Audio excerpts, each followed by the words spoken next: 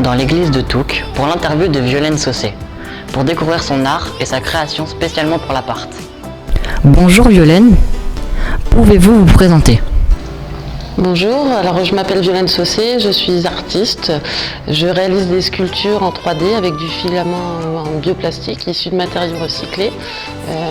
J'ai aussi fait de la peinture, de l'encre de Chine et des bijoux et j'en suis arrivée là il y a 2 ans avec une grande envie de me mettre au volume. Avez-vous fait des études particulières ?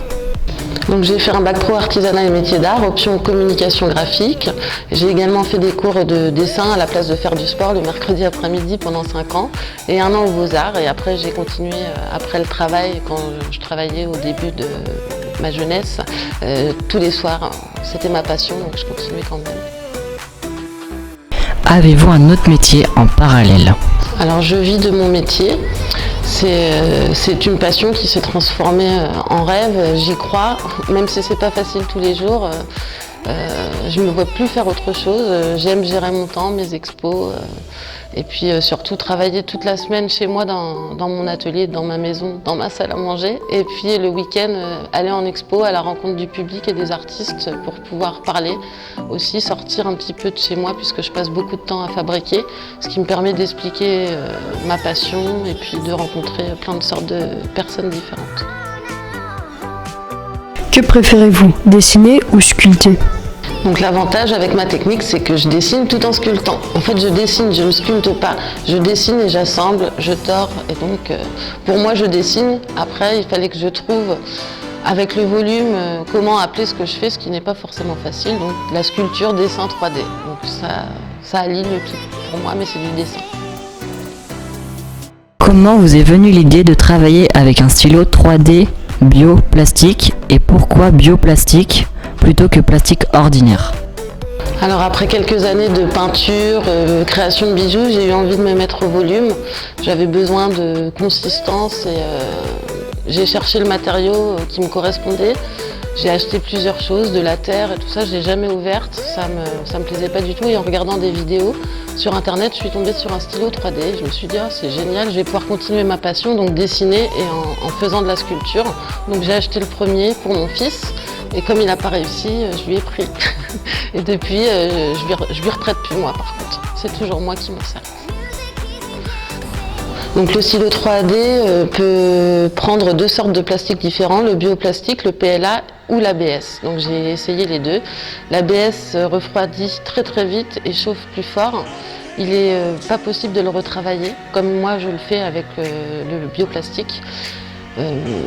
Il sent très mauvais, donc c'est pas très très agréable pour la santé. Il faut travailler aéré, donc c'est pas un plastique qui me correspond. Je me suis donc dirigée vers le PLA, qui lui est très souple. Et il refroidit très doucement, donc ça me permet de tordre mes morceaux car je travaille par morceaux et assemble mes morceaux. Je peux donner le volume soit à chaud, soit à froid selon le graphisme. Consacrez-vous beaucoup de temps à votre passion ? Donc oui, c'est un gros travail, donc déjà de création, de réflexion, puisque je réfléchis beaucoup, ça cogite tout le temps. J'ai rarement un temps de repos. Je suis toujours en train d'imaginer ce que je vais pouvoir faire pour que tout soit différent. Comme j'ai ma propre entreprise, c'est pareil, j'ai tout ce qui est à côté, donc chercher mes salons. Donc c'est beaucoup de candidatures pour des expositions, sachant pas si on va être pris ou pas. Donc on a beaucoup de papiers à remplir, des photos à faire, la communication, donc sur les réseaux sociaux, site internet. Donc ça comporte beaucoup de choses. Puis après tout ce que les gens ne voient pas, donc l'installation, des montages, la route aussi, parce que plus on avance, plus on va loin. Donc ça prend beaucoup de temps. Je passe à peu près sur une grosse pièce environ 70-80 heures de réalisation, donc sans compter tout ce que j'ai réfléchi à l'avance. Comment trouvez-vous votre inspiration ? Alors c'est une très bonne question, je ne sais pas moi-même. je trouve mon inspiration, je pense dans ma vie de tous les jours. Je pense que c'est un peu une thérapie, mon art. Depuis toute petite, j'ai eu besoin de ça, ça me fait du bien. Et, je ne sais pas pourquoi je le fais, mais je sais qu'à la fin d'une pièce ou pendant que je la fais, je ne pense plus à rien d'autre qu'à ma pièce et ça me fait beaucoup de bien. De quand date votre engagement ?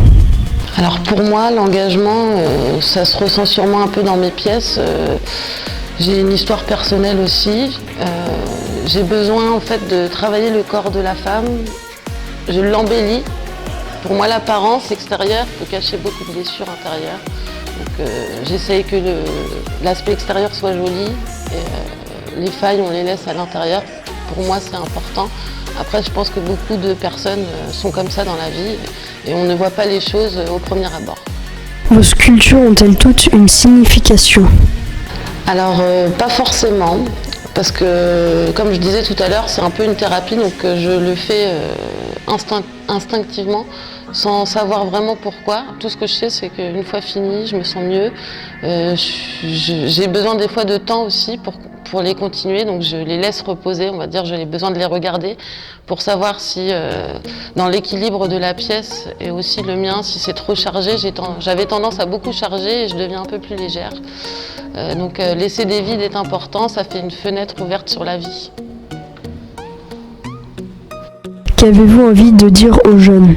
Je dis à tous les jeunes qu'il faut toujours croire en ses rêves. D'ailleurs, mon nom d'artiste, c'est l'encre rêveuse, qui allie tous mes univers.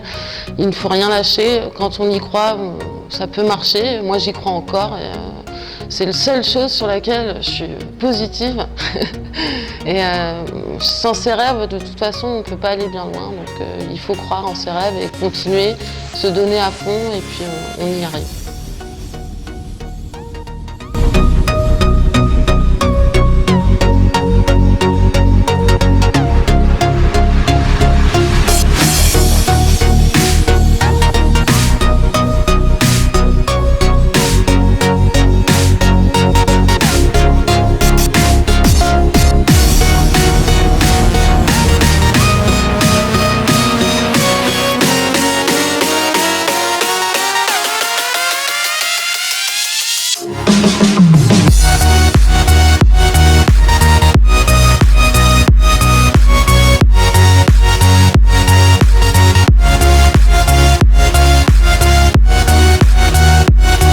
Que pensez-vous de l'appart? Alors je trouve ce projet très important et puis je trouve que le fait que ce soit des jeunes qui prennent en main et qui s'investissent comme vous le faites dans des projets pareils, ça peut être que bon pour la suite, pour nous toutes les femmes. Et si tout le monde pouvait faire la même chose, j'espère que vous en inspirerez plus d'un. Parlez-nous de la création inédite créée pour notre projet, En route vers l'égalité. Donc voilà, je vous présente le début de la pièce que je vais faire pour l'association L'Appart en collaboration avec les enfants. On est parti sur plusieurs idées. Donc la couronne de laurier, symbole du logo de l'ONU. Et puis là, vous avez donc le corset de la femme où va venir s'agrémenter donc soit une robe, soit des pétales avec des visages de femmes de tous les pays pour le combat à l'égalité pour toutes les femmes de tous les pays. Et après, on va choisir un nom. Donc là, je laisse cette partie-là aux ados de l'appart et aux réseaux sociaux qui vont se faire un plaisir de trouver le nom qu'il faudra à ma sculpture. J'enverrai régulièrement des photos donc, de la suite de la pièce par morceaux et puis assemblées. Et puis comme ça, vous pourrez vous faire une idée de comment se passe la réalisation de la sculpture. Bon Violaine, on te remercie pour cet accueil chaleureux. Merci de nous avoir fait tester votre stylo 3D.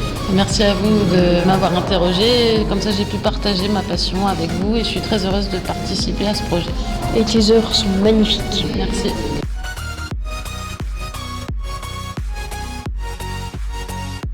L'œuvre que je préfère, en fait, c'est très difficile de faire un choix parce que je trouve que Violaine représente très bien la femme de manière artistique, de manière aérienne, avec beaucoup de délicatesse.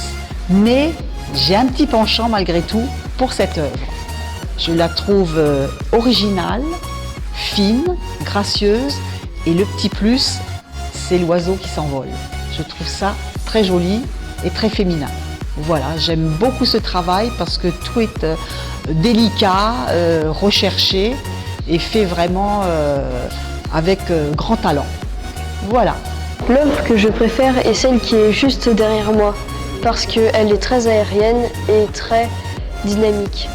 Pour moi, l'œuvre que je préfère, c'est celle-ci, parce que j'adore le mélange entre les sculptures de Violaine et le côté bois qu'il y a. Pour moi, c'est cet éléphant, parce que je le trouve déjà très beau. Ça me donne un côté asiatique, du coup comme mes origines.